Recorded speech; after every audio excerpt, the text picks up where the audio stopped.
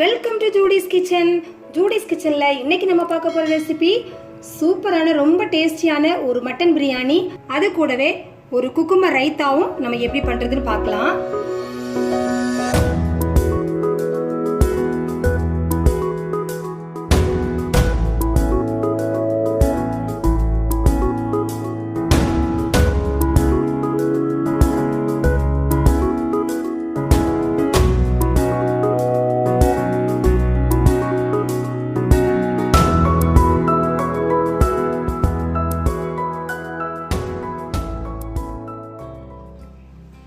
இப்போ நம்ம இந்த பிரியாணி பண்ணுறதுக்கு தேவையான பொருட்கள் என்னென்னு பார்த்துடலாம். 1/2 கிலோ மட்டன் எடுத்துருக்கிறேன். 2 கப் ஜீரக சலா அரிசி எடுத்துருக்கிறேன். இந்த பிரியாணி பண்ணுறதுக்கு இந்த ஜீரக சலா ரைஸ் வந்து ரொம்ப நல்லாயிருக்கும். 1/2 கிலோ அளவு மட்டனுக்கு நான் 2 கப் அளவு ரைஸ் எடுத்துருக்கிறேன். ஃபர்ஸ்ட்டில் வந்து நம்ம வந்து இந்த மட்டன் வந்து மேரினேட் பண்ண போகிறோம். இந்த மேரினேஷனுக்காக நான் என்னென்ன பொருள் எடுத்துருக்கிறேன்னு சொல்கிறேன். 1/2 டீஸ்பூன் அளவு கரம் மசாலா, 1 டேபிள் ஸ்பூன் மல்லித்தூள், 3/4 டேபிள் ஸ்பூன் மிளகாய் தூள், 1/2 டேபிள் ஸ்பூன் இஞ்சி பூண்டு பேஸ்ட், 3 டேபிள் ஸ்பூன் கட்டியான தயிர் எடுத்துருக்கிறேன். இப்போ இந்த மட்டன் வந்து நம்ம மேரினேட் பண்ணிடலாம். மட்டனுக்கு தேவையான அளவு உப்பு சேர்த்துடலாம்.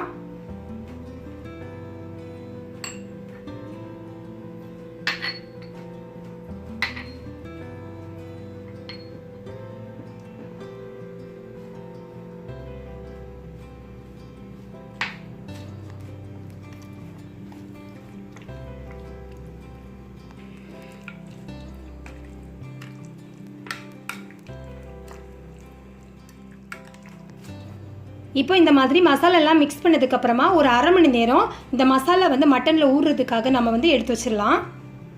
இந்த அரிசியை வந்து நல்லா கழுவி 20 நிமிஷம் வந்து நம்ம ஊற வச்சிடலாம். 1/2 மணி நேரத்துக்கு அப்புறமா இந்த மட்டன் வந்து நம்ம 5 விசில் வேக வைக்க போகிறோம். குக்கரில் 1 டேபிள் ஸ்பூன் எண்ணெய் ஊற்றிக்கலாம்.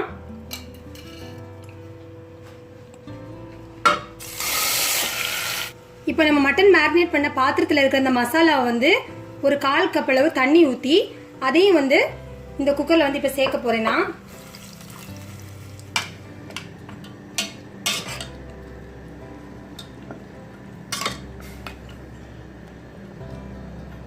இப்போ இது இந்த மாதிரி கொதிக்க ஆரம்பிக்கும் போது அடுப்பை மீடியம் ஃப்ளேமில் வச்சு 5 விசில் விட போகிறோம். மட்டன் வேக வச்சு இந்த மாதிரி எடுத்து வச்சிருக்கிறேன். மட்டன் வெந்த தண்ணியை வந்து தனியாக இந்த மாதிரி எடுத்து வச்சாச்சு. இது 1 கப் அளவு தண்ணி எனக்கு இதில் கிடச்சிது. அப்புறமா 2 தக்காளி பொடியாக கட் பண்ணி வச்சுருக்கிறேன். 2 பெரிய வெங்காயம் ஸ்லைஸ் பண்ணி வச்சுருக்கிறேன். 2 பச்சை மிளகாய் இந்த மாதிரி கீரி எடுத்து வச்சுருக்கிறேன். 1 கைப்பிடி புதினா மல்லி இலை வந்து இந்த மாதிரி பொடியாக கட் பண்ணி எடுத்து வச்சுருக்கிறேன். அப்புறமா மசாலா பொருட்கள் என்னென்னு பார்த்துடலாம். தாளிக்கிறதுக்காக 2 ஏலம், 2 கிராம்பு, சின்ன துண்டு பட்டை, பிரிஞ்சி இலை. நான் இங்கே இன்றைக்கி வந்து எனக்கு ஃப்ரெஷ்ஷாக இந்த ரம்பா இலை கிடச்சினால அது எடுத்து வச்சுருக்கேன். ரொம்ப நல்லாயிருக்கும். இது கிடச்சினா இது போடுங்க, இல்லைன்னா நம்ம பிரிஞ்சி இலை இருக்கு இல்லையா அதில் வந்து 1 எடுத்துக்கோங்க தாளிக்கிறதுக்காக. அப்புறமா 1 டேபிள் ஸ்பூன் இஞ்சி பூண்டு paste, 1 table spoon biryani masala powder. இந்த மசாலா பவுடர் வந்து வீட்டில் நான் பொடி பண்ணது. இது ஆல்ரெடி வந்து நான் வந்து என்னோடய வீடியோவில் வந்து போஸ்ட் பண்ணியிருக்கிறேன். இதனோட லிங்க் வந்து நான் வந்து கீழே டிஸ்கிரிப்ஷன் பாக்ஸில் வந்து போஸ்ட் பண்ணுறேன். நீங்கள் வேணும்னா அதை செக் பண்ணிக்கோங்க. 1 டீஸ்பூன் கசூரி மேத்தி, பாதி எலுமிச்சம்பழத்தை வந்து புழிஞ்சு எடுத்து வச்சுருக்கிறேன். அரிசி வந்து இந்த மாதிரி 20 நிமிஷம் ஊற வச்சு இதை வந்து தண்ணி போக நல்லா வடிகட்டி எடுத்து வச்சுருக்கிறேன். இப்போது இந்த ஜீரக சலா ரைஸுக்கு நம்ம எந்த கப்பால் அளக்குறோமோ அந்த அரிசி அளந்த அதே டம்ளரால் 2 கப் தண்ணி வந்து நமக்கு வேணும். இப்போ 2 கப் அரிசிக்கு வந்து நமக்கு 4 கப் தண்ணி வேணும். இந்த ரைஸ் வேகிறதுக்காக 1 கப் தேங்காய் பால், 1 கப் மட்டன் வெந்த தண்ணி எடுத்து வச்சுருக்கிறேன். இது கூட வந்து இன்னும் வந்து 2 டம்ளர் தண்ணி வந்து நம்ம எக்ஸ்ட்ரா சேர்த்து இந்த பிரியாணி நம்ம பண்ண போகிறோம். இப்போ இது எப்படி பண்ணுறதுன்னு பார்க்கலாம். குக்கரில் 2 டேபிள் ஸ்பூன் நெய், 1 டேபிள் ஸ்பூன் எண்ணெய் சேர்த்துக்கிறேன். இதில் நம்ம தாளிக்கிறதுக்கு எடுத்து வச்சுக்கிறதெல்லாம் போட்டுடலாம்.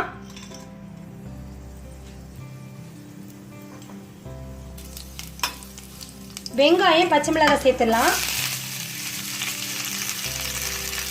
வெங்காயம் சேர்த்ததுமே நம்ம வந்து இந்த வெங்காயம் வதங்குறதுக்காக இதில் உப்பு சேர்த்துடலாம்.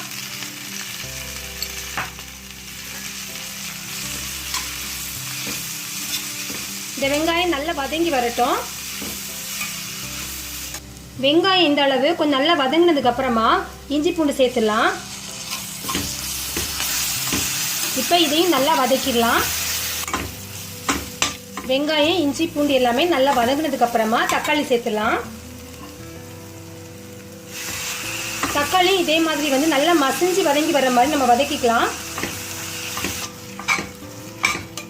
தக்காளி இந்த மாதிரி நல்லா மசிஞ்சு வெந்ததுக்கு அப்புறமா நம்ம மசாலா சேர்த்துடலாம்.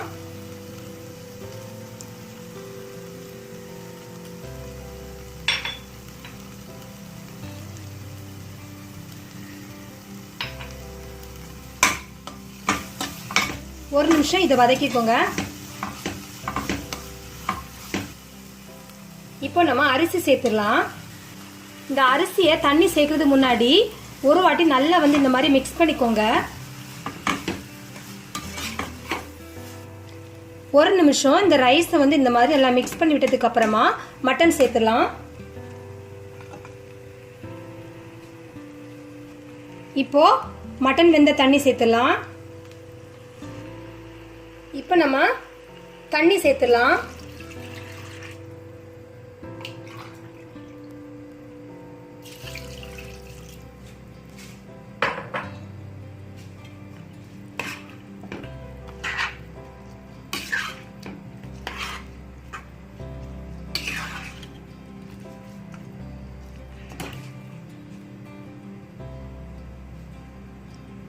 தேங்காய் பால் சேர்த்துடலாம்.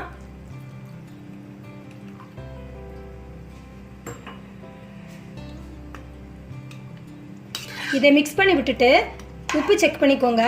உப்புடைய அளவு வந்து நம்ம கரெக்டாக வந்து இருக்கிறத விட கொஞ்சம் வந்து தூக்கலாக வந்து இருக்கிற மாதிரி பார்த்துக்கோங்க.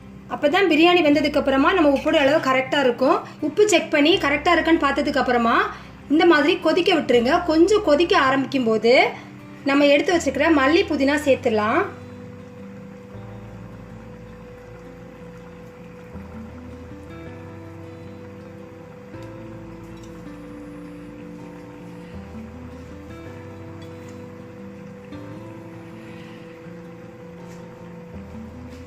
கடைசியாக நம்ம எடுத்து வச்சுக்கிற லெமன் ஜூஸ் வந்து ஊற்றிடலாம்.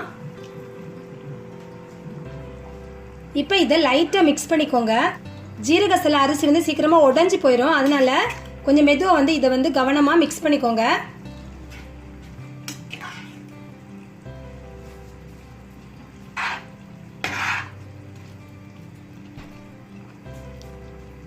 இப்போ வந்து அரிசி அந்த கிரேவி எல்லாமே சேர்ந்து இந்த மாதிரி கொஞ்சம் வத்த ஆரம்பிக்கிற இந்த டைமில் 5 நிமிஷம் மீடியம் ஃப்ளேமில் குக்கர் மூடி விசில் போடாமல் இதை வச்சிடலாம்.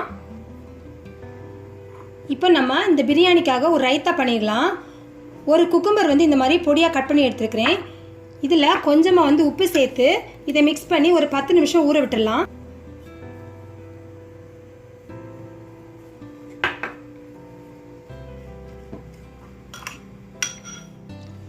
பத்து நிமிஷம் இது இருக்கட்டும். 5 நிமிஷத்துக்கு அப்புறமா குக்கரில் வந்து இப்போ ஸ்டீம் வர ஆரம்பிச்சாச்சு. இந்த டைமில் நம்ம அடுப்பு வந்து சிம் பண்ணிட்டு விசில் போட்டுடலாம். இந்த விசில் போட்டு 5 நிமிஷம் ஸ்டீம் வெளியே வராமல் இதை வந்து சிம்லே வச்சிடலாம். 5 நிமிஷம் ஆனோடனே இப்போ நம்ம அடுப்பை அணைச்சிடலாம். உடனே வந்து குக்கர் வந்து ஓப்பன் பண்ணிடக்கூடாது. ஒரு 10 நிமிஷம் இது நல்லா ஆறட்டும். அதுக்கப்புறமா ஓப்பன் பண்ணி பார்க்கலாம். 10 நிமிஷத்துக்கு அப்புறமா இந்த வெள்ளரி பார்த்தீங்கன்னா இந்த மாதிரி தண்ணி விட்டுருக்கோம். இப்போ இந்த தண்ணி நம்ம வடிச்சு எடுத்துடலாம். குக்கும்பர்லேருந்து தண்ணி எல்லாமே வடிச்சு எடுத்ததுக்கு அப்புறமா ஒரு வெங்காயம் வந்து பொடியாக நறுக்கி வச்சிருக்கிறேன், அதை சேர்த்துடலாம். பொடியாக நறுக்குன ஒரு பச்சை மிளகாய். இப்போ இதை நல்லா மிக்ஸ் பண்ணதுக்கு அப்புறமா 1 கப் அளவு தயிர் வந்து கட்டி இல்லாமல் நல்லா பீட் பண்ணி எடுத்து வச்சிருக்கிறேன். இப்போ இதை சேர்த்துடலாம்.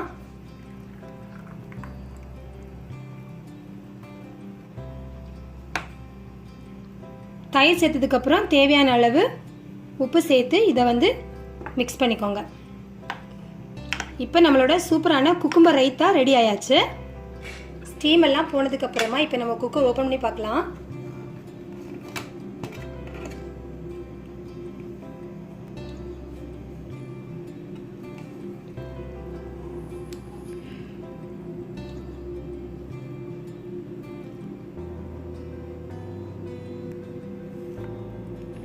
லைட்டாக இந்த மாதிரி மிக்ஸ் பண்ணி எடுத்துக்கோங்க. ரொம்ப கிளறிடக்கூடாது. ஒரு வாட்டி அந்த மேலே இருக்கிற மசாலா அப்படி ஒரு லேயராக இருக்கு இல்லையா, அதையும் சேர்த்து இந்த மாதிரி ரைஸையும் ஒரு வாட்டி மிக்ஸ் பண்ணிக்கோங்க. இப்போ நம்மளோட சூப்பரான மட்டன் பிரியாணி ரெடி ஆயாச்சு. இந்த ரெசிபியை எல்லாருமே ஒரு வாட்டி ட்ரை பண்ணி பாருங்கள். ரொம்ப நல்ல டேஸ்ட்டாக இருக்கும் இந்த பிரியாணி. இந்த வீடியோ பற்றின கமெண்ட்ஸ் எனக்கு போஸ்ட் பண்ணுங்கள். இந்த வீடியோ பிடிச்சிருந்தா லைக் பண்ணுங்கள், ஷேர் பண்ணுங்கள். தேங்க்யூ.